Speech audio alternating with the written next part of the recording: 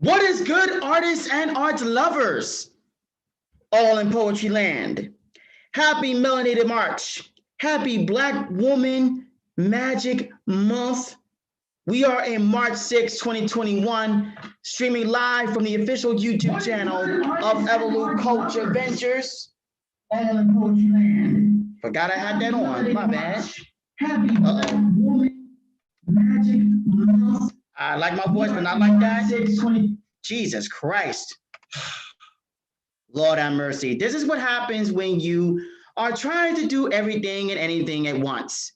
It is March 6, 2021. We are streaming live on the official YouTube channel of EvoluCulture Ventures for another edition of our virtual poetry talk show, Next Up, where I interview poets one-on-one. They share some of their work, and we get to know a little bit about them as well and what they got going on in their careers and their lives and how they holding up with everything going on in the world right now. This is the first programming that was birthed within the COVID-19 pandemic, our offering for the longest time, our only offering for the longest time until recently. And wow, it's going to be 1 year soon since the lockdown started to occur this month, last year. Crazy how time flies. My name is Sean Battle. I am your host, as well as the founder and CEO of EvoluCulture Ventures, LLC. Our goal is to hold space for artists and art lovers who need it. I want to thank everyone who is watching us at this time. If you haven't already, please subscribe to EvoluCulture on YouTube so that you know about more of our programming that's going on, including our flagship show, Evolution Dope and Mic. More on that later on. So tonight, we have, I consider an OG in the community, Miss Ameerah Shabazz-Bilal. So we're going to have her later on tonight in the programming. And if you haven't already, make sure to follow us on Facebook and Instagram at EvoluCulture. That is EvoluCulture. EvoluCulture. Follow us. Catch these vibes. But before we get to that, it's two bits of information that I wanted to put out into the stratosphere. You can call it the next news, if you will. Shout out to the general manager of EvoluCulture, Don Krypton, for the title of that. But it's two bits of information that I wanted to get out there so that everybody knows. The first of which involves opportunity. Earlier today, Newark Arts, as well as City of Newark and their Arts and Culture Office, held a meeting that gave a lot of updates on COVID-19 relief for artists. And so a lot of opportunities were presented at the meeting. It was recorded. It was recorded. And if I'm able to, I will be able to share the webinar via our mailing list. So if you are signed up to our mailing list, I'll be able to share it. But the biggest thing from it is that, once again, Newark Arts is doing the Catalyst Fund. Now, last year around this time, like a month after March, Newark Arts and City of Newark, they realized it was dire. It was dire. When everything shut down, the arts were one of the first to be hit. Shows were canceled, galleries unable to be done, open mics going virtual, showcases going virtual, people trying to figure out what in the world's going on. We saw the birth of Versus and everything that happened as people try to figure out how we can still create these spaces where people can create and be expressive at a time when now it's more seclusion and isolation for the sake of safety. And also how to get bills paid, because for a lot of people, the arts was their full-time job and they lost a lot of gigs. With that in mind, Newark Arts and the City of Newark, shout out to Dr. Femi Shakur, put together what is called the Catalyst Fund. A selected group of artists, over 120 artists, were selected in an application process where they received, if you were in a collective or you were an individual artist, around $5,000 to $10,000 around that time frame. I think it's a bit more for registered businesses that were around for a certain period of time, venues, stuff of that nature. But you received money so that you are able to do everything from creating content, creating virtual events, whatever it is needed that is serving the arts at large in terms of keeping certain things going. EvoluCulture was one of those collectives that were rewarded with the grant. And from it, not only did we expand it to an actual business, but we also were able to do our entry into the Lincoln Park Music Festival, which ended up making history, as not only was it part of the first fully virtual Lincoln Park Festival, but it was the first time on a festival that has a hip hop day, a R&B or gospel day rather, and other assortment things as well. It was the first time we ever did Poetry Day, and EvoluCulture was able to curate that with poets that came not just from Jersey, but from Brazil, from Africa, from London, all over the world. And that is still streamable if you and watch on demand. If you go to evoluculture.com and see the Lincoln Park video at the top, along with other assortment of programming that we got going on, you can still watch that. Ameerah was a part of that show, and we also have a ciphers going on in there as well. So everything that you're seeing now, from the website to everything, a big part of it was the Catalyst Fund. And so thank you, Dr. Femi Shakur. Thank you, Jeremy Johnson, Executive Director of Newark Arts. Thank you to everyone that was involved in it. The Honorable Mayor of Newark, Ross J. Baraka. Thank you, everyone that was involved in that. And this is me telling you right now that if you want to jump in on that, if you need that assistance, the applications for the Catalyst Fund will open March 15th. So if you go to newarkarts.org, that is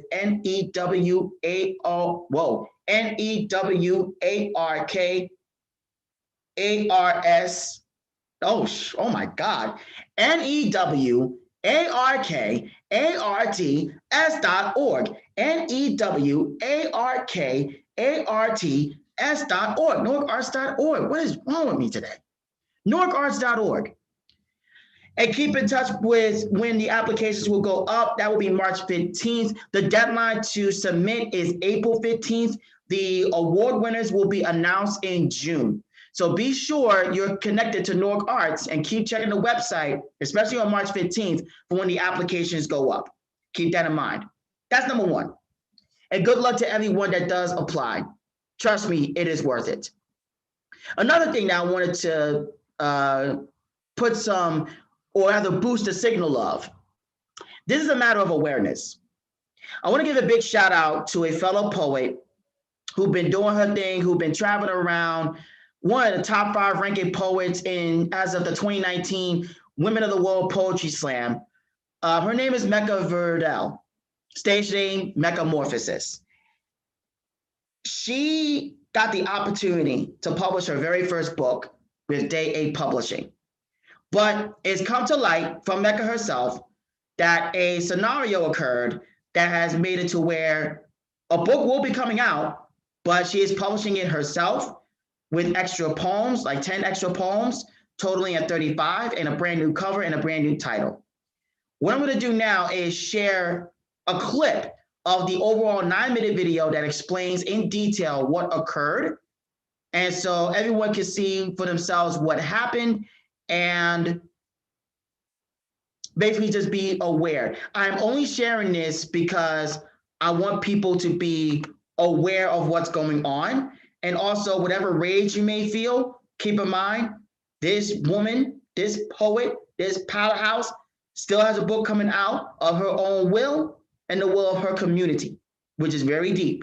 So whatever rage you're feeling, please put it towards having the funds to support her in a more, what's the word I'm looking for? Productive manner, I guess.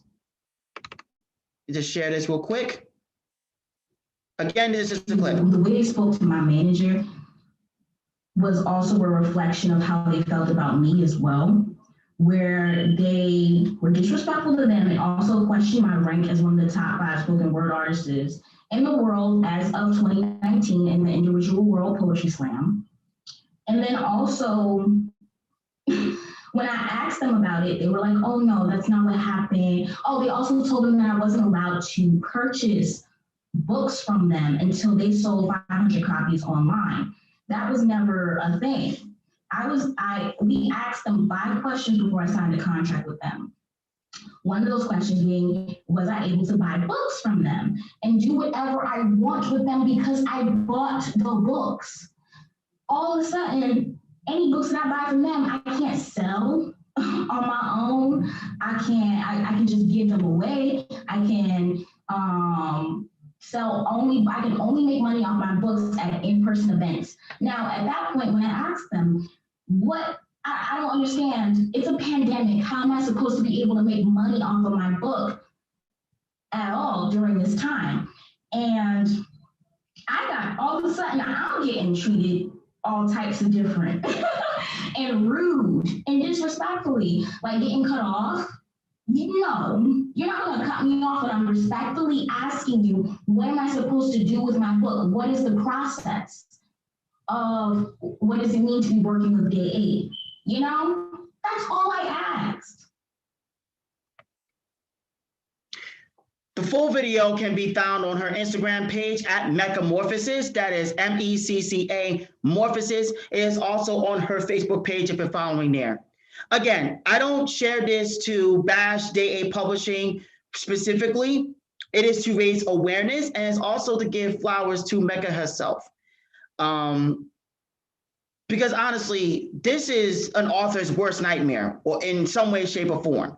And the fact that she's handling it with so much strength and so much, I'm trying to find the words that doesn't, I'm trying to find the right words here, but I will say this. I met Mecca personally when she featured for Cave Nights at the Cryout Cave, and she's somebody that honestly, if I knew her for more than one day or talked to her for more than one day, I feel like we be like this because we're damn near the same person in terms of energy. So I want to say to Mecca personally, thank you for perseverance. Thank you for resilience. Thank you for not taking no shit from anybody who does this type of thing, because none of that sounds right. And especially if you watch the full video, none of it sounds right in terms of what's going on from the company. It's a pandemic, as one of my bosses would say. And even before that, poets, let's face it, word of mouth, face to face. That's the best way we can sell books and get it, get the money back immediately from it. You mean to tell me I can't publish the book? I can't buy my own book and do what I wanted to do with the copies of them? I understand making money, but that don't make no sense. And this is why more people are self-publishing their work. Get it together, Day 8. That's all I'm gonna say on that. And to Mecca, much love to you. Thank you for your ascension. I will be buying a copy of your book, and I hope others will as well in support. Make sure to follow her at Meccamorphosis on Instagram for more information. Okay, enough with the news anchor bit. Let's get to the main event. Let's get to why everyone is here. Once again, if you are following us, if you're watching us live, this is Next Up, our poetry talk show presented by EvoluCulture Ventures. Subscribe to us on YouTube if you haven't already. If you have any questions for our guest, you can leave them in the chat that is going on right now on YouTube. Leave them in the chat and I will get to them. And I'm just ready to get started with an individual whom it's too much I want to say. She is one of the people that has made me keep going and has inspired me to keep going and has loved on me and loved on many others within the community. And I'm just glad that we're able to just sit down and really talk, craft, creativity, things of that nature. She's also in the education arena right now in the midst of a pandemic. Shout out to all my fellow teachers. I'm no longer in that, but it's tough right now. I'm just glad that, she's finding it within her spirit to keep going. But I don't want to make this intro long-winded. Ladies and gentlemen, artists and art lovers, next up, Ameerah Shabazz-Bilal.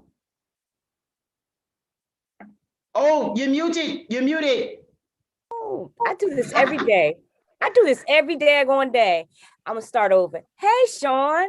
Hey, Evolu family. How are you doing? So thank you so much for being here with us right now. No problem. With that said, I've talked enough. Poets do not tell. we show out. Peace and blessings, everybody out there in social media land. I'm going to share my first piece with you. So let me get started. Dear Gwendolyn, I'm disillusioned, so I sit by brooks waiting. I've been told we overcame. And I know I look down into the Valley of Kings and watch them. I watch them and their people march. But my heart set perched on troubled, hurt, perched and troubled. But I'm gonna need you to tell Langston, the burden is huge. I let it defer me for far too long, so my chest burns. My chest burns and is ready to explode. I have no dreams left to defer. I have no dreams left. I have no dreams left. None to hold on to. Reality, reality, reality ain't for real. I implore you all to stand back. For what acceptance brings is the renaissance of life and freedom, and it will ring. It will ring. So let it. Please, I've been on pause for far so long, I'm embarrassed to say. So call on Zora and tell her that I heard, and I've decided to drop and take a knee and kneel. For a thing is mighty big when time and distance cannot shrink it. As my burden has blossomed into generations, 3 levels deep, as I stood by, like when they told Marion she could not sing, tried to wipe her voice clean, like when they gathered them all and sold them not into slavery, but into integration, cutting ties of libation, droplets into sands, making paths that track back to Egypt land, asking, but not telling Pharaoh, let my people go. And I've been waiting. I've been waiting and waiting and waiting, and it's up to me. So can you dig it? Can you dig it? Can you dig it? Let me line it up for you. The roosters are coming home to roost, and if their eyes were truly watching God, they would not have missed the evolution of the revolution, which passed them by. And it's my time. So dear Angela, I still need a revolutionary man to match my revolutionary soul. So that's what's holding up the comrades. Wait, hold up. I ain't no fascist, no Marxist. So let me be, dear Huey. I knew too you came to set the fire and kindle the souls, but we cannot be responsible if the phoenix lied and burned and charred those tribal birthing grounds. Fade to black, fade to black, fade into blackness. I too stand with them, lost to my own senses. And if we still looking to the enemy to save us, dear Noah, let them drown. Dear Maya, standing lonely in your spirit, you taught me to be phenomenal and to walk like I have oil rising, and bubbling to boil in my veins. No, wait, my mama taught me that. So I be relentless and let the revolution, evolution begin. Dear people, rise, you mighty nation, accomplish what you will. Dear Frederick, tell them, do nothing with the Black man, just let him be. So that was my first piece, and it's called Dear Gwendolyn. How are you, Sean?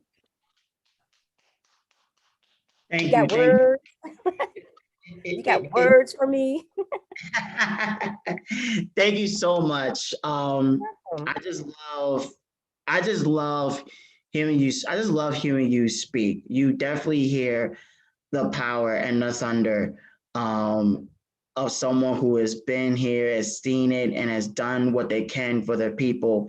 There's no telling about that. And with that piece in particular, I loved how you broke it up into little letters for various individuals. Or when you say revolution, when you say rebellion, when you say freedom, those are the individuals that you think of, and they all create that makeup of who you are as an individual, and who anyone is that has the same sentiments. How do you keep that going, especially,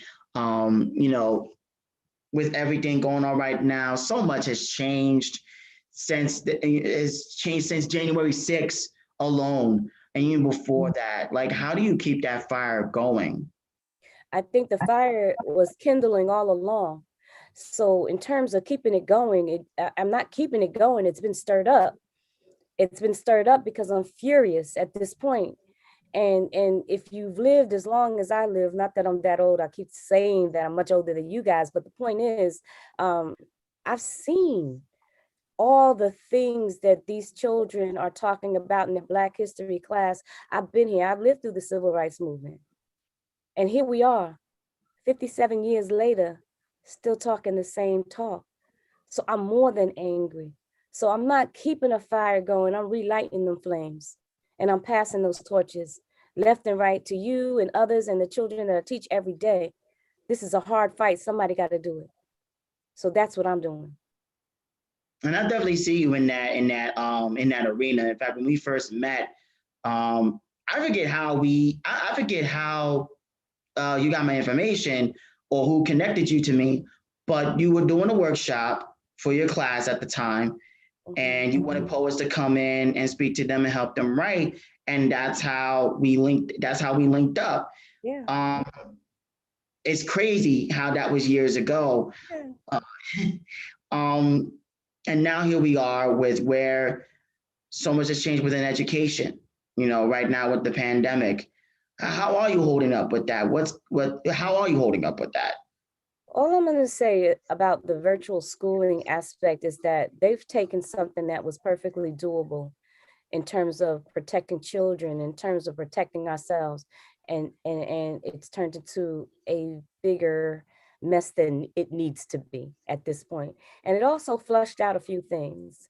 It flushed out a lot of scenarios where you find that every child that is standing in front of you ain't the same. They don't live some lives that you and I can only see in a movie, but it's real to them. So when they come to school, that's their safe haven. And now that they've been home a year, in the case of the city of Newark, some of the protections that a school building, an actual brick and mortar building, have been taken away. So as I stare into their faces, day after day, I'm now looking at what I perceive to be some of the fire is gone in these kids because they need to get out. They need to get out. They need to get back to school. But in all honesty, I am a Newark public school teacher. I don't think it's safe. I don't think it's safe for us to be confined in the classroom the way school used to be. So we have to live now. We have to redefine it, and we have to make it work. Because everybody's talking about, oh, it's not working. It's a failure. It's only a failure because that's how we perceive it. The minute that we begin to believe that it can work, we'll do whatever we can. And as Malcolm said, by any means necessary, that thing will work. So stop giving up. Stop giving up on yourself and stop giving up on our future. That's the kids. That's what I have to say about virtual school. It can work. My last year as an educator was right when the pandemic began. And so we shifted into virtual, and it was on the charter side, but you still saw so many spirits that I know were lively and keeping up with grades. It just flickered, like because of the changes. And you're right. On the public school side of things, across the board, how school was definitely cannot be in order for us to be safe. And what's crazy is it's been things that we've been saying for the longest time. So my next question is, when in the West hell are people going to actually listen to poets when we speak on this? Or do we need another Amanda Gorman to speak on these particular issues for people to listen? Now, you know, Sean, I got 99,000 Amanda Gordons right in front of me in the city of Newark. That's for real. That's the real deal. When that sister got up there and did her thing, it just brought me back to a space where, and you know, because you came in and you did a workshop with my poets. So you know that we have them right in the city of Newark. We just have to believe. We have to believe in them, and we have to forge the road for them. We have to make these opportunities there. Right now in virtual school, like what have we really done to foster that creative aspect of our children?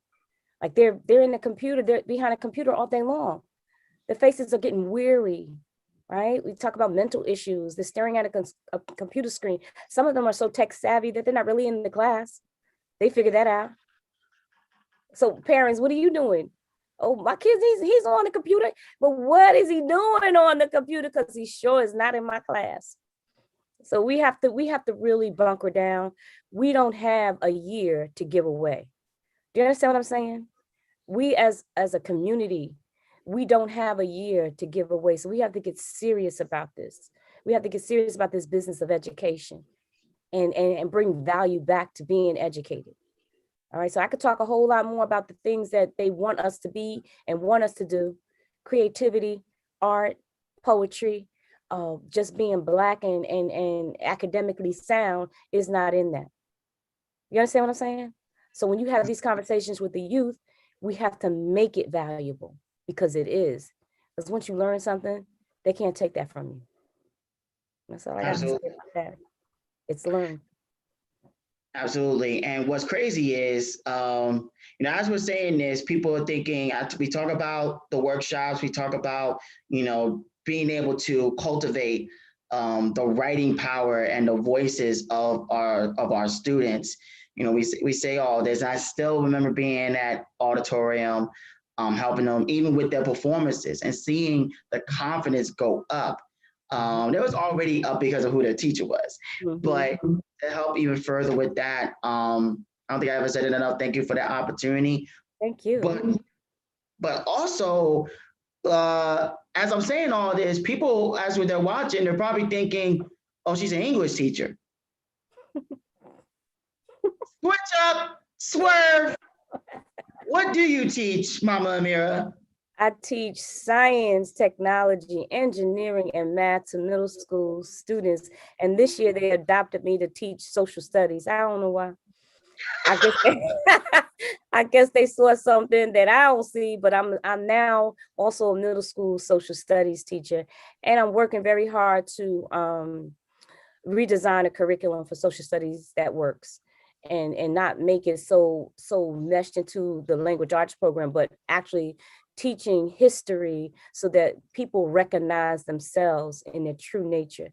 So when they gave me that topic to teach, I don't know if they knew who they was messing with, but I said thank you. But I actually teach science is my thing. Yeah. I'm gonna tell you what. I'm gonna tell you what they saw, because I've seen this happen before. They heard you, they heard your poems, or they just heard your voice whenever you speak about certain topics and went, "Oh no, she knows her stuff. Let's put her in social studies." Because I know English teachers that sound like they need to be teaching social studies, and the other way around. Shout out to Ray James, currently in Georgia. He knows what I'm talking about. I'm gonna share this with him too. But that just shows right there. Your background can be one thing, but then you're called to do something else.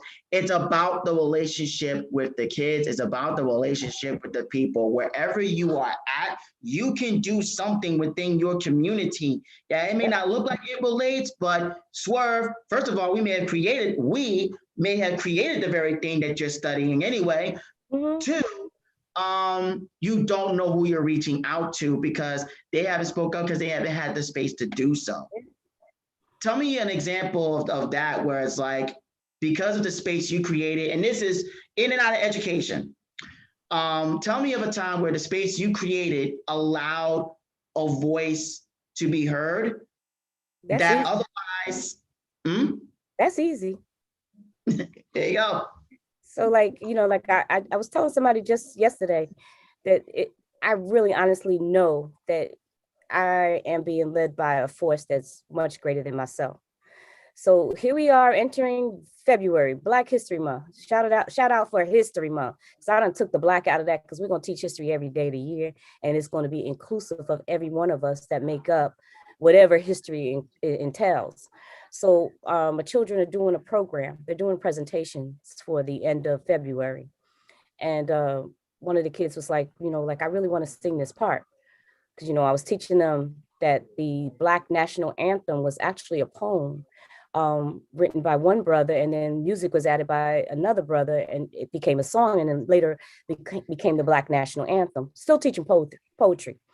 So the little girl was like, I want to sing that. Now, mind you, we don't have a vocal music program. I'm not a vocal music teacher. So I said, okay, let me hear what you can do. When I tell you I thought I was in that scene from the 5 Heartbeats, with the bunk bed and the broom and everything. That girl tore that song up. And I just gave her the stanza, the verses. She hadn't heard this because a lot of my kids are immigrant kids, right? 98% of them don't speak English, which is another phenomenon. Sean, I had to turn my camera off. Tears came to my eyes because she not only understood the song, but she brought it into her existence and was able to sing about it like she'd been here. And then the second instance was, we were talking a little bit about Emmett Till at a 6th grade level, because you can't give them full-fledged everything. You have to give them at their level. Young man came back, wrote him a poem, a complete poem about Emmett Till that was so deep. Second time in a day that I had to cut my camera off and shed some tears. And then Sean, he said, but now I'm not only going to say this poem for you, Miss Shabazz, I'm going to play the piano. Remember Don Shirley? I was like, well, who the heck is Don Shirley? You know, the Green Book. I was like, oh, the movie, The Green. He said, yeah, concert pianist. So my program going to be lit Thursday. Yo, see, sometimes we just need to open up the door, and then you're like, what in the world do you do in your free time? Or what in the world are you already exposed to? And you just needed that space. EvoluCulture's credo is to hold space for artists and art lovers who need it. It's that simple. We open up the floor and whatever expression that you have, because some people just need that space to talk. How did you know that poetry was that space for you? What was the first indication that, this is where my voice is going to be? Well, I really didn't know. I'm a writer, so I was into writing stories and short stories. I was in the process of writing a novel, which I never finished. And then I did the poetry club, where I would do productions with the kids and teach them poetry, classical poetry, and then let them write their own. And then they would do a performance. So this went on for a few years, finally got them all published. And I said, wait a minute, this poetry is a lot easier than writing this novel here, because this novel is never ending. But the poems, and all the poets used to tease me, they still do, that my poems are real long. And it's because they're stories that I put the cadence to make them poems. So when you ask me, when did I know that poetry was it? When I started telling the story of my students, and when I looked up, because we go into a zone. When I looked up, everybody in the audience had tears in their eyes. So I said, well, maybe this is a story that I should be telling, or these are stories that I should be telling. So I kept going. I kept hanging around, supporting the arts, supporting other poets, asking them to come and do workshop with the kids. And it was ongoing since then. So here I am today.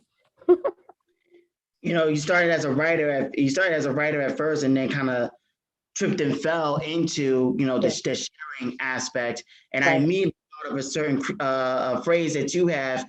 Poetry is not what again? How did it go again? Poetry isn't poetry unless it's spoken word. Immediately I thought about that. Yeah. So that's where that birthed from. It's like I'd rather hear a poem than read about it. And it's all good because I had to learn also that everybody's voice should be different, and it is. And you shouldn't emulate other poets, but it was hard. It was hard not to have the desire to be a slam poet, which I am not. It was hard to write 3-minute poems, which I do not. So it put me in a place that I was always different than everyone else. And guess what? I finally became okay with that. And so that day is what made me realize that, I'm good. I found my voice. I'm here. So I haven't left. Yeah. And I'm glad that you haven't. We're glad that we haven't. And also those same poets talking about your length of your poems, some of them need not talk, but we just not gonna go there. But as someone who also, it's kind of weird. I cut my teeth in New Brunswick. Shout outs to Verbal Mayhem. Shout outs to Omar Holman and Joseph Thomas. they were heavy in the slam scene. And so I still am a heavy viewer of the Yeah. slam scene. Yeah. But I found out very quickly, I do not have the patience for slam. That is not what my voice is. And I had to let that shit go in order to find my own stuff. So you're definitely not alone in that. And voices like that are important because, you know, poets need to hear diversified voices and diversified scenarios in order to realize, oh, wait, I do have space here, even if it means I have to create it, which will bring us to you're not one, but two shows that you now have up, thanks to the in part to the pandemic. But before we get into that, this is Next Up, the poetry talk show presented by EvoluCulture Ventures. Catch these vibes. Please, if you haven't already, subscribe to us on YouTube. Drop a question in the group chat, in the chat room if you haven't already. Follow us on Facebook, Instagram, Twitter, EvoluCulture. And if you want to purchase from our apparel line, check out evoluculture.com. A new collection will be dropping Thursday, March 19th, with a certain phrase of mine: learn, unlearn, relearn, repeat. I made that a shirt and more, y'all. So keep on the lookout for that. But right now we are here with Ameerah Shabazz-Bilal. I'm going to mute myself. Mama Ameerah, please share poem number 2. Yes, sir. So this next poem is a poem I like to think about, tells the chronological historical events that happened during my lifetime. And this one was written on January 15th, 2021. And the title of this poem is This Ain't No I Have a Dream poem. This ain't no I Have a Dream poem. Dear Reverend King, happy birthday, Reverend King. But this right here ain't no I Have a Dream poem, because dreams deferred are like tsunamis when unleashed, quaking and rushing, leaving no time to think. Why you say?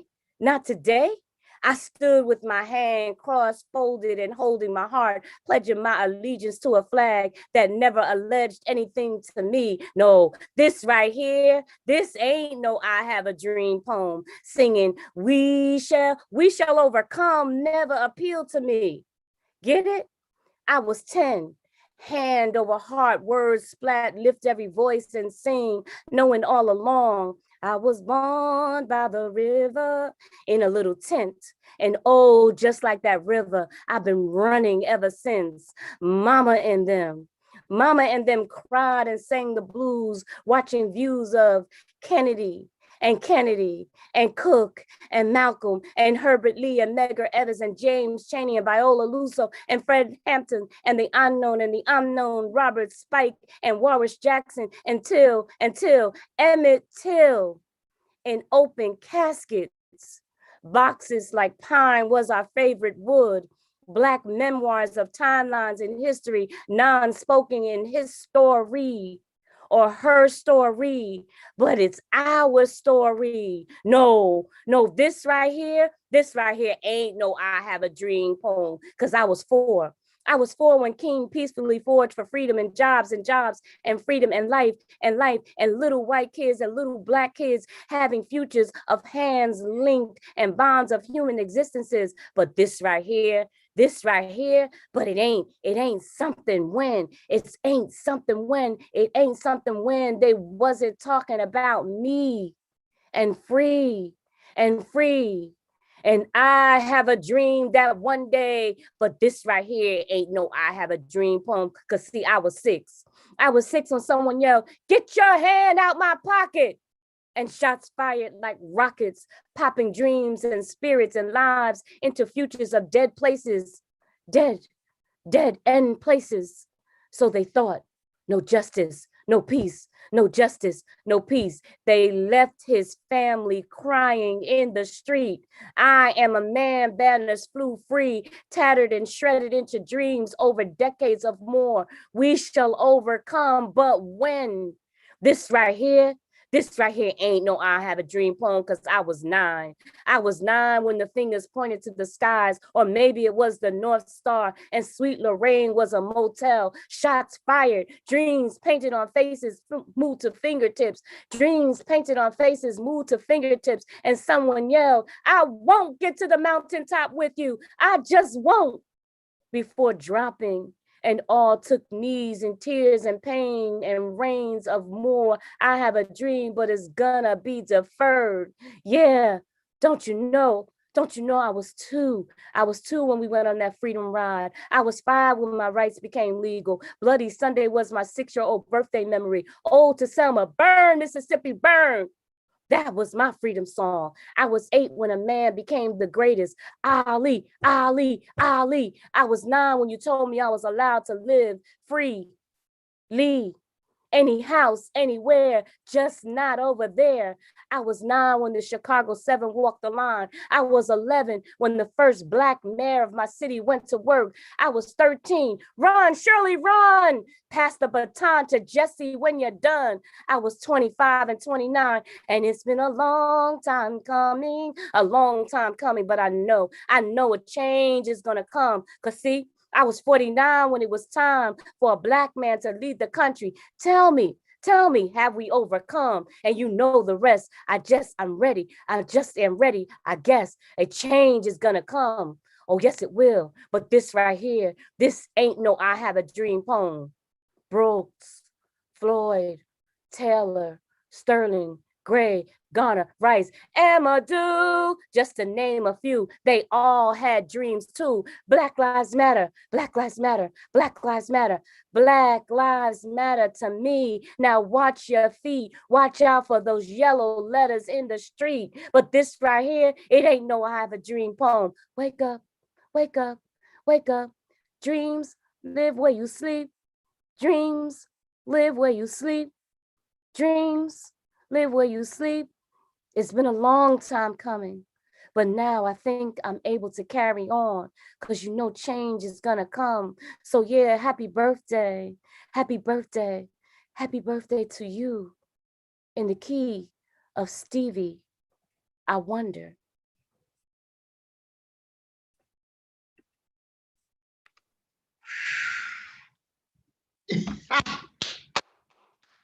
Thank you, sir. Like my history lesson.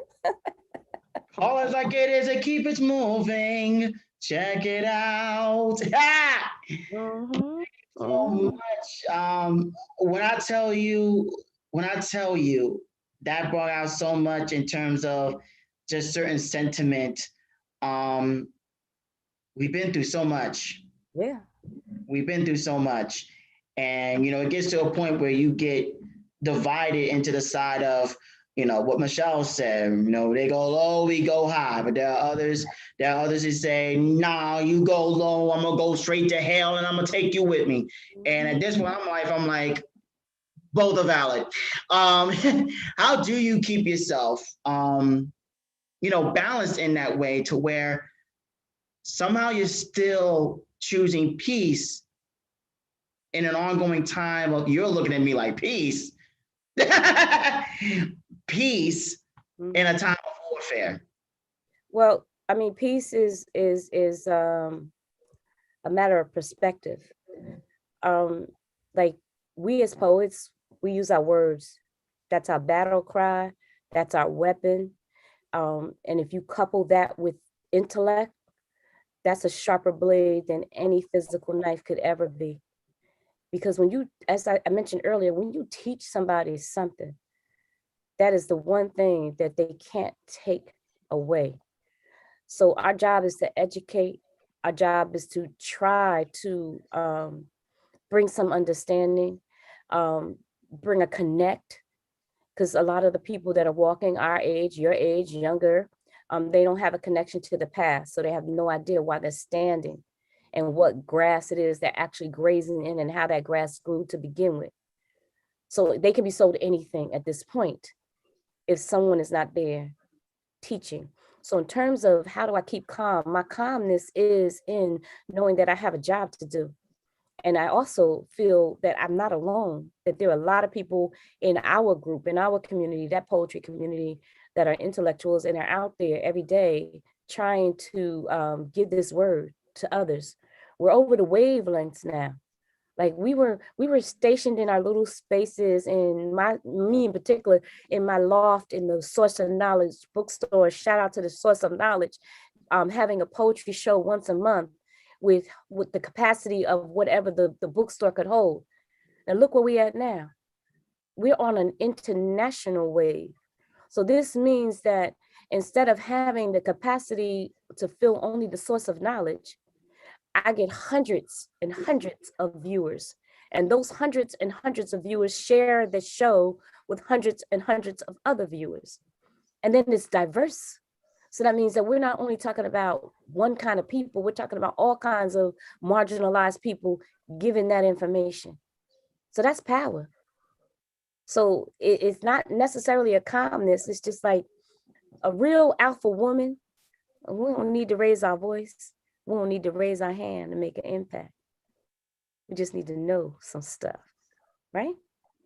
Indeed. And yes, indeed, shout outs to the only Black-owned independent bookstore in the city of Newark, New Jersey, Source of Knowledge. Mhm. And the fact that, you know, my team has had similar conversations about our programming, and that, you know, shout out to our general manager, Don Krypton, who's also in the chat. You know, his phrase, from global to globally recognized, is the goal. And that's the truth now. Like, so many, I like to say, you know, so many bells have been, you can't bring it back to where they're unrung. You know, you can't unring a bell, and so many bells got unrung now. We got 3 shows going on. This is one of them that's streaming live. Who knows what's going to be the future? That's and right. So many poets now are able to hear each other. Like, to give an example, I'm on Clubhouse right now, and there are times where shows are going on where I'm hearing someone from Germany. I'm hearing from someone who's on Mountain Time. I'm hearing from someone that's on Demon Time. And it's like so much, and we're able to connect on that level. So that's been the blessing in all of this. Absolutely. Look what you did. I'm sorry. Look what you did with Lincoln Park Fest. Like, we had people from all over the world in that festival. That was amazing. So yes. our reach is now further. So that's the amazing thing that's happening during this pandemic. And anybody who's not using the time and their ability to create, because you're always saying, oh, I wish I had the time. You got time. I had a whole year time so far. So, you know, out of that came a published book. Out of that came the birth of not one, but 2 shows and a baby show, because I'm every other now and then I'm going to do When Children Speak. So, yeah, you know, we got that going on. So, yeah, keep moving. Let's double back actually to the beginning of the When Blank Speak franchise, starting with what was a pre-pandemic was literally an all-woman show, and that women were the only one allowed to attend. That's right. It was let me say this before we get into it.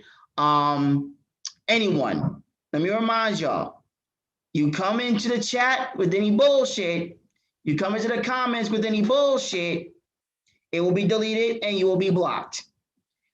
Listen when I ask, Mama Ameerah, what was your intentions when you started When Women Speak? What was your why? Okay, so that's easy too. I'm surrounded all the time with phenomenal people.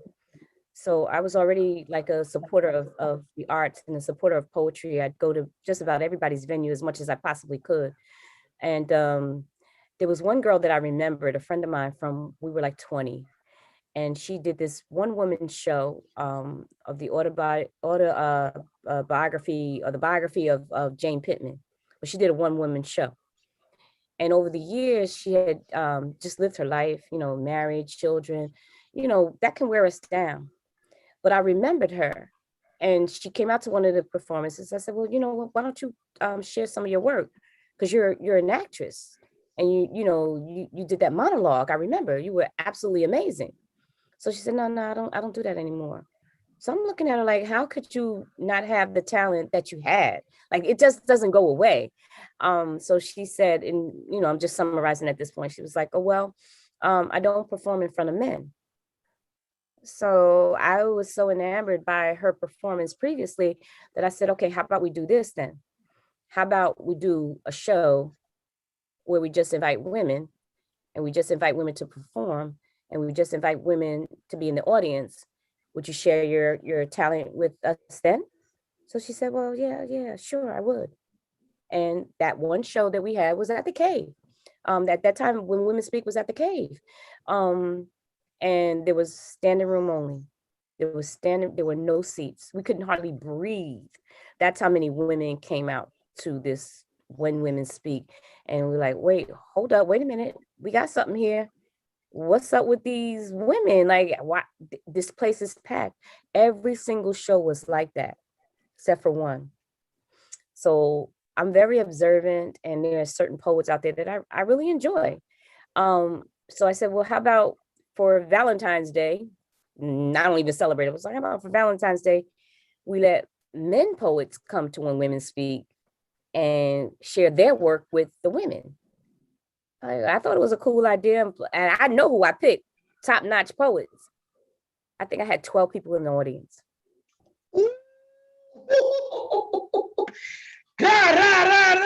Message. And I said, well, if something is not broke, then damn it, don't fix it. And we never had men again. And they think it's a man bashing program.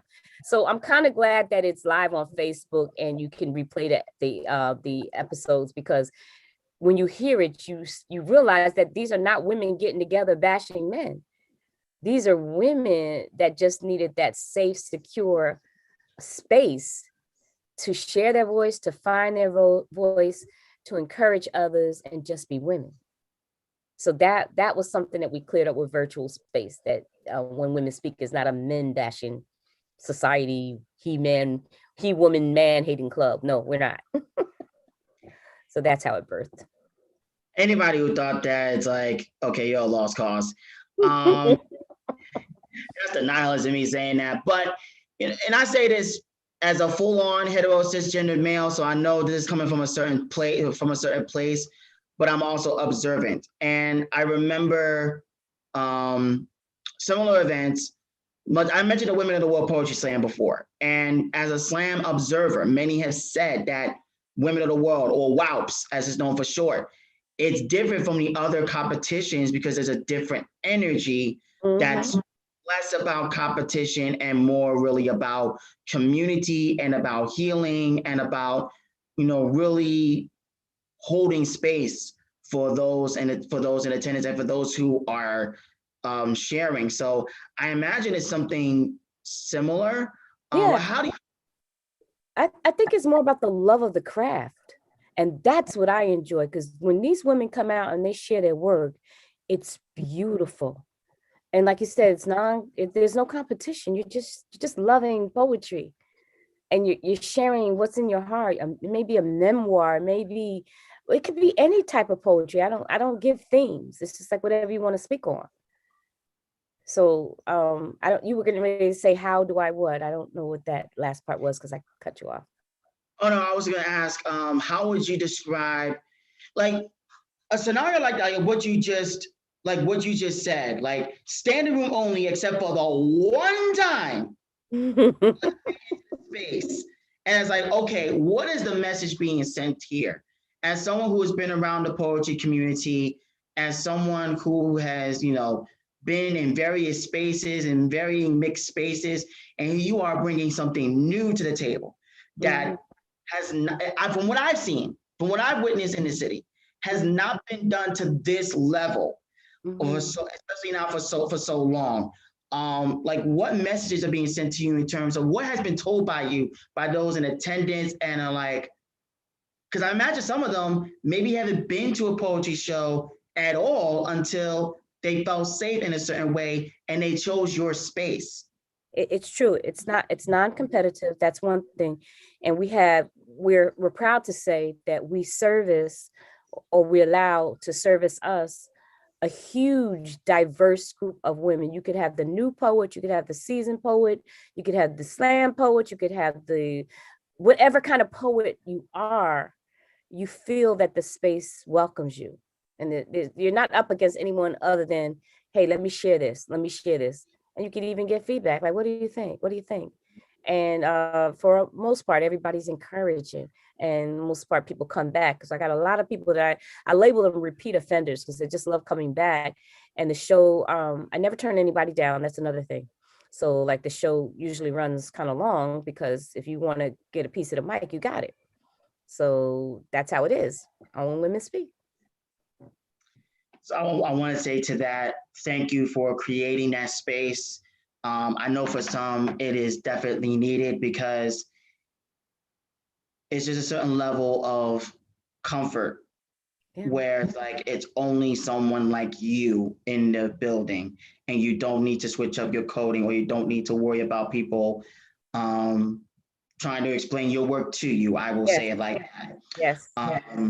So thank you for that. It is on behalf of EvoluCulture, it is much needed. And so thank you for that. Thank you. Let me check the group chat real quick. I think I caught a question, and one of them involves your book, actually, and I want to get into that. So let me see. Don Krypton been all over the chat. Beeline says, thank you for teaching our children. Don said, Mama Ameerah is clearly smarter than most of us. And agreed that slam requires a lot of energy. It definitely does.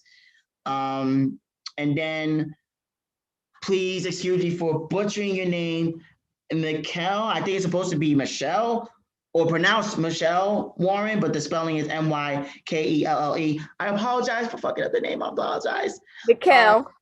Mikkel, okay. So Mikkel has a question regarding your book, Breaking Through Concrete. You have a poem in there called Polypetodons. Okay, Polypetodons. Polypetodons, thank you so much. She says it's a real moving piece. What was your thinking behind it, and why did you feel it was important to share your thoughts? Okay, so polyptodon is the very nature, or the very essence of that word is changing form. And so like you make a slight change to something and it transforms or metamorphosizes into something else. So by changing a word just slightly, you've given it a different meaning. And this is how some of us go through life. By changing just slightly, we have become other than ourselves. So the whole poem traverses through the lives of African Americans, basically urban African Americans, where they follow what they think is what we're supposed to be, and they end up literally holding on to nothing and fighting for nothing and admiring and working for nothing, when the truth has always been within. So if they just change the shape of their form just a little bit, they're back to perfection. So that's what that whole poem is about. Polyptodons changing forms, that kind of thing. Well, you definitely changed forms in a lot of ways. Because we talked about the poetry side, we talked about the education side, we talked about we mentioned your book, your first collection as an author. Just your thoughts on that, the fact that I got my work published. Like, what was that feeling like when you touched your own baby, your own work for the first time? Well, I'm extremely proud of it. So there's a misnomer. I was published twice. As a teacher, over the years with the groups of poets, to keep them motivated and keep them wanting to learn and to love to learn and read and write and explore, I published them first in an anthology of poems. It was 300 poets. And in those publishings, I was also published. So this is actually the second time. And then now there's a third and a fourth, because I'm in 4 anthologies at this point. But to hand me my book, something that I created, it was very frightening. It was very frightening, as you well know, because I've told you numerous times that I don't like reading poetry, but your book I read. So that was a compliment. And so knowing that about myself, I was like, well, is anybody going to even care about these poems? Like, is anybody going to understand them? And then it was like, okay, so they don't have to understand in the way that you wrote them. Because when you pick up a poem and you read it, you get your own perspective. You put your own self into the poem setting itself, and you allow the poem to be a reflector. So I had to get past that. But it has been a phenomenal experience. And the best part of it is when somebody actually refers to one of the poems in the book, like Mikkel just did, Polyptotons. And earlier today, somebody wrote a verse or two on their timeline. I was like, wait a minute, I know those words. That's my poem, So when you see people actually appreciating something that you created, there is no other feeling like that other than childbirth. I can definitely attest. The childbirth? Oh, the books. I ain't got no kids yet. And shout out to your family as well, to your beautiful family as well. Thank you. And speaking of creations, hold on. You know what? I was going to talk about this, but I think it may be best to share something real quick. As I'm doing that, this is Next Up, the Poetry Talk Show powered by EvoluCulture Vengers. Catch these vibes. We are here with Mama Ameerah Shabazz-Bilal. I am Sean Battle. If you haven't already, make sure you are following us on Instagram and Facebook at EvoluCulture, and visit evoluculture.com for more information on the organization, as well as all of our other programming, as well as our apparel line, if you want to purchase that as well. Our next show will be this coming Saturday with our flagship event, Evolution Dope and Mic, the Rehab Edition. Poet Moy Cali Words will be our speaker. That is going to be an awesome night. Excuse my computer. I want to make sure I'm accurate with what I'm sharing. Let me just get to it. Here we go. Now I'm going to share my screen. Trust me, it's going to be worth it. Sean. Don is like, you get your ass a new laptop. Let me share my screen. And what are those? So I had to share this because I'll be damned if I don't have you on this program. And we don't talk about, first of all, shout out to Dr. Jerry Gant. Rest in peace, rest in power. Rest in peace, Rodney Gilbert as well. Those two have been immortalized through the Gant Gilbert Arts Collective. The building, I think it's 505 or 504 Clinton Avenue, has been renamed in their honor. Affordable housing, art's going to be all over the place. A lot going on with that space. But Dr. Gant made it very clear, document everything. Document everything going on in the community. And here you come with the camera, taking everybody photos, including this one. This was at the very first Cry Out Cave event. I remember it like yesterday. And I didn't even know what piece I was spitting with this as well, just by my looks. Everybody thinks I'm a whole soul singer, and I'm like, hell no. But you got me looking right. You've had many poets looking right with your photography. Your work has been showcased in the Cry Out Cave and as part of the actual cave visuals before it closed down, as well as you did a collage of your works as well. Had us up there with Amiri, with Bria, with all of them. I felt honored to be in that piece somewhere as well. Yeah. When did the photography come into play, and what has kept you going in regards to having your camera almost everywhere you go? Well, I was probably that before any of this. I was just like the aggravating family member who just wanted to take people's pictures in the family and then wait like 5 or 6 years to show them a picture of themselves when they probably didn't look their best, like send it to them in a text. I still do that, by the way. Like they're my kids and my nephews and things, they're all like 30 something, almost 30, 25, 20, and I send them baby pictures. But I was a visual artist, so I am a visual artist. So the thing is like I take pictures that I mean to tell a story without words. So yes, I was at just about every poetry venue because to me, if you could catch a poet midstream of them being in their spirit and you just display that photo without any words, a story is told. So I think I captured just about every poet there was in the city and some other places as well. They were, as you said, they were part of an exhibit at the cave. And also I made a collage that I'm going to put up for sale very soon.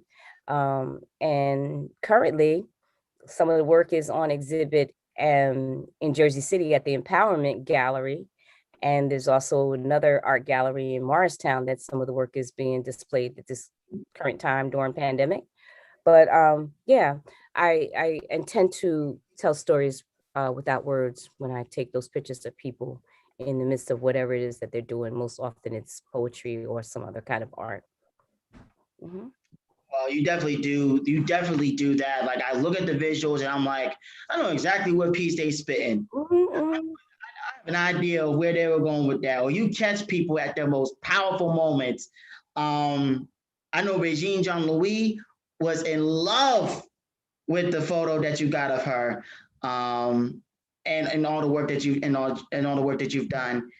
That So one, that one is in the Above Arts Gallery in New Brunswick. So that's a like a collection of those Starry Night photos. And yeah, she does. And there's another one of her. I don't show that one that often. I have to post that one and tag her in it.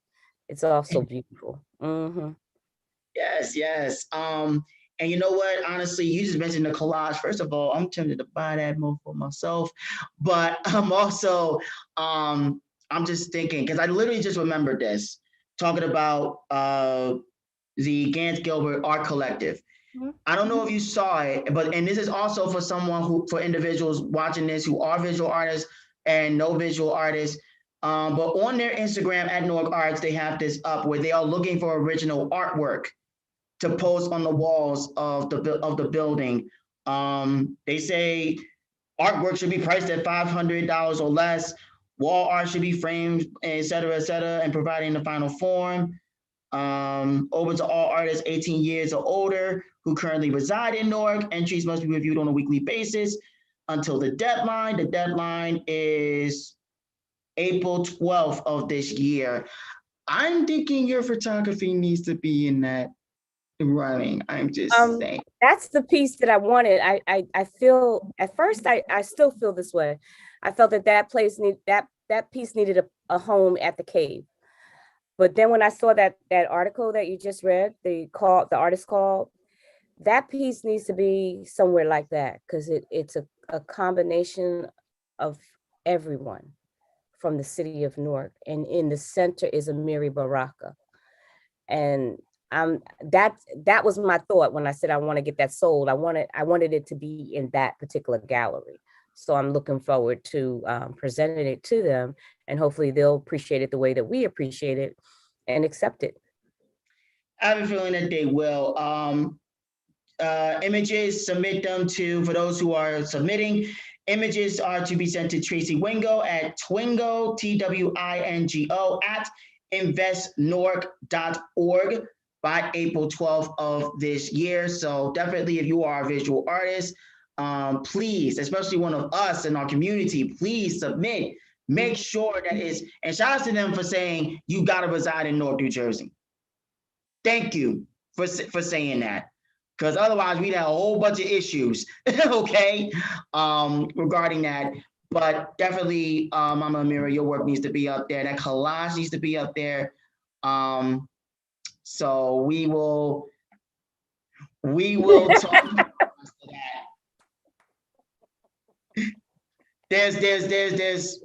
we'll Yeah, talk. yeah. Mhm. Shit. Oh, you are so funny. That's why I love you so much. Word. All I'm gonna say is, word to Triple H, in life, you either adapt or you perish. Yep, That is evolution. a We are, fact. let me just check the chat real quick, see who else was popping off on there. Shout out to Queen Mother Imaku, who's also been in the chat.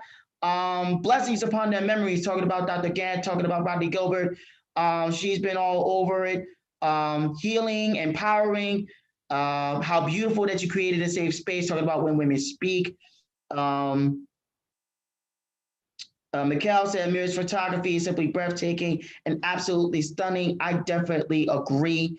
You got a lot of love in this community, and I hope you know that. And I hope you know that, no matter what happens, no matter what, we got your back. You do so much for everyone, and I believe in giving people their flowers now, especially after Bria passed away. Yeah. And seeing all the love that was given for her in the passing, I want people to know that, and I want you to know that in my decades of being in here and time feels like it's flying, you are one of the reasons why I keep going, especially on days where I'm like, man, fuck all this. And I So always hit you up in that inbox. What are you talking about? Get your life together. You okay? Call me. it's either you or our president, Treasure, who gets me together. So I want to say thank you for that, and for being a part of history for us, going back to Lincoln Park. If that was a big deal for us. It was a big deal. Big, beautiful deal. It was amazing. And I just thank you for that. And we're going to do that again this year. I don't see any other questions on the group chat. So thank you to those who have been joining us there. One thing I will say, just a quick recap, and then I'm going to ask you one more question, okay. Mama Ameerah. Just so people know, we are, and I alluded to this before, we are on Clubhouse. EvoluCulture is on the Clubhouse audio app. You can follow me there at SEAM Battle, but also EvoluCulture has its own Clubhouse group. So if you are on Clubhouse, follow us, EvoluCulture Ventures on Clubhouse. Follow us there, and you'll get all updates on the type of rooms that we will be presenting, including our weekly open mic series exclusive to Clubhouse called Let Artists Be. That is 11 p.m. Eastern Standard Time, 11 p.m. Eastern, 10 p.m. Central, 8 p.m. Pacific, because we get a lot of people from different time zones, every Tuesday night, meaning my black ass is getting from work and going right on to the Clubhouse. No different than how it was pre-pandemic in terms of me and shows. But that is what's going on right now. If you are a poet, singer, MC, storyteller, beat maker, you can definitely join us there. And again, Evolution Dope and Mic, March 13th. And then if you are interested in performing, email us, evoluculture@gmail.com. And Off the Mic with the Ism, that is March 20th.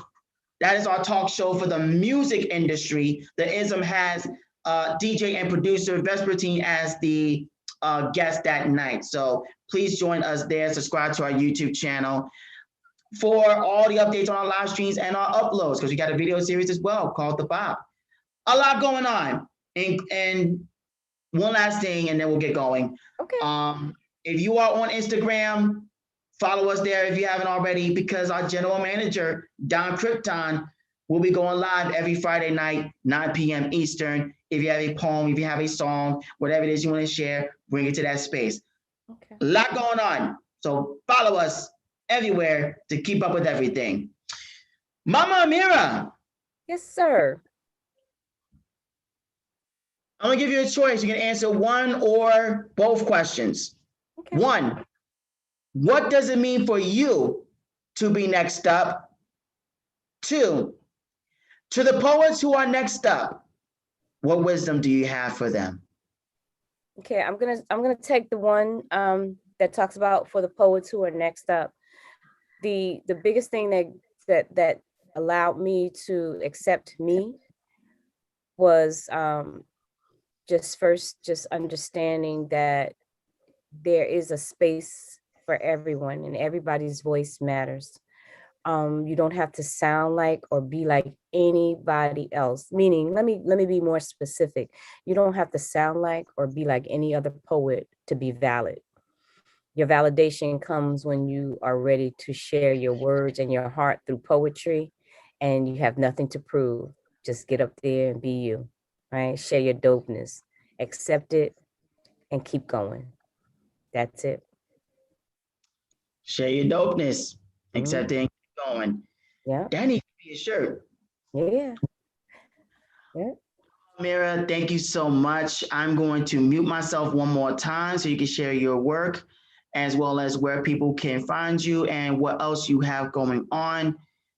Ladies and gentlemen, for the final time, Ameerah Shabazz-Bilal. So this is a new poem. I wrote this, actually, I finished it today. When I'm thinking about our Blackness and our Black men, um, I wanted to give some historical perspective to some of the things that we just take for second.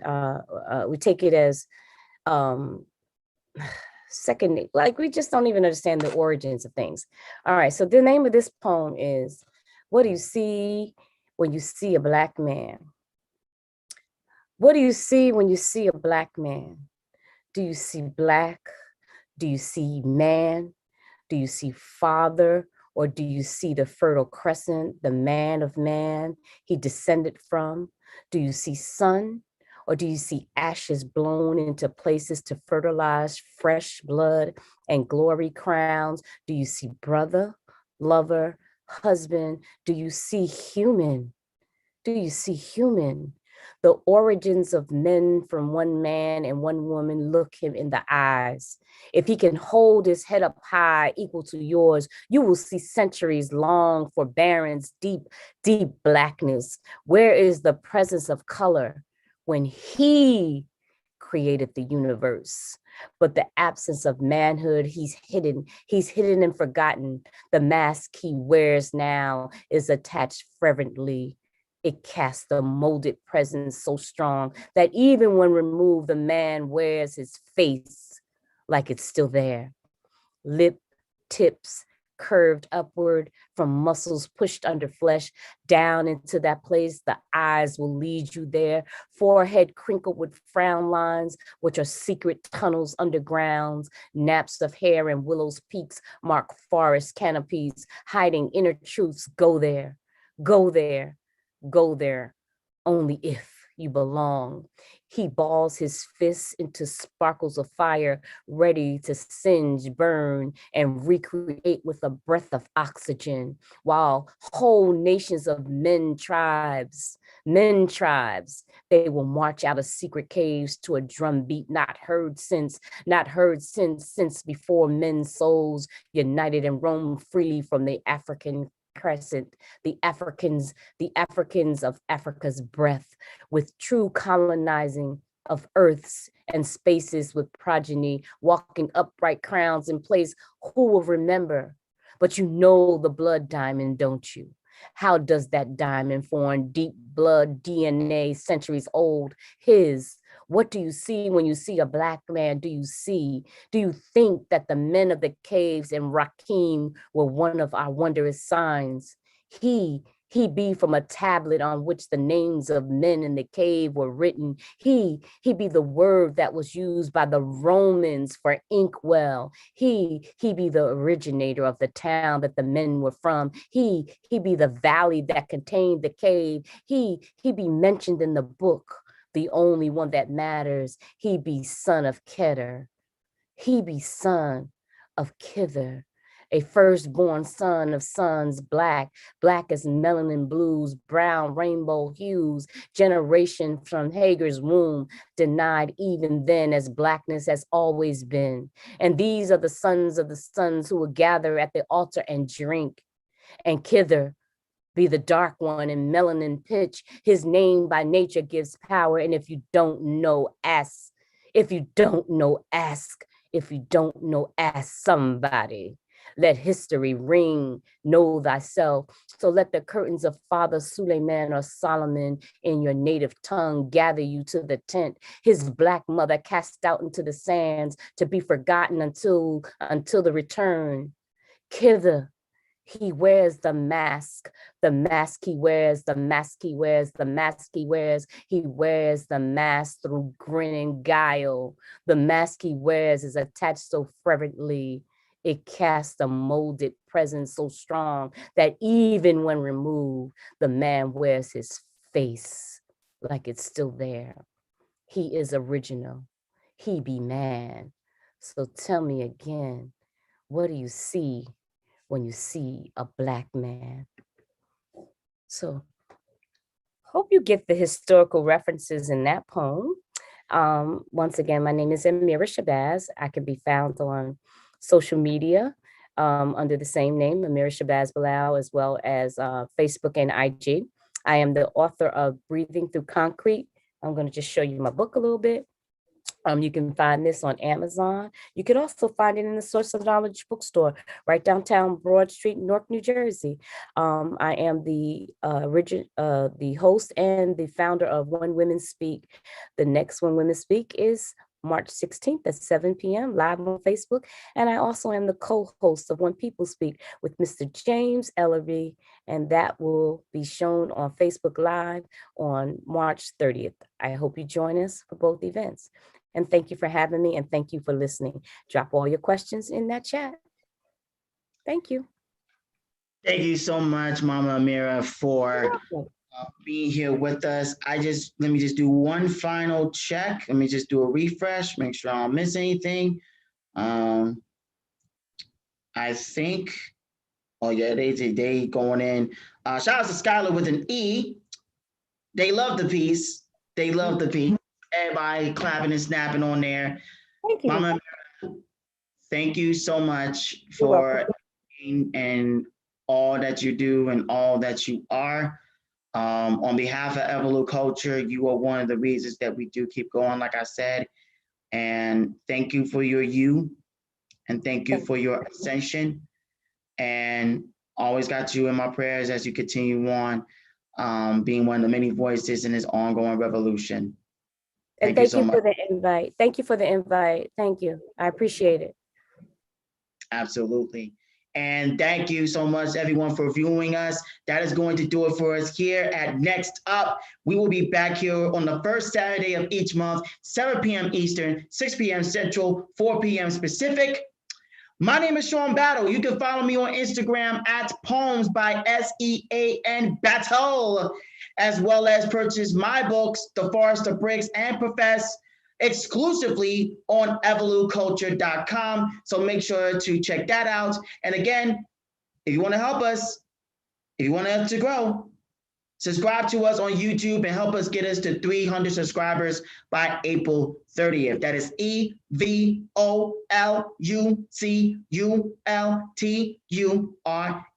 EvoluCulture. Follow us. Catch these vibes. Till next time. You are loved. You are beautiful. You are valued. And no matter what you go through, may you always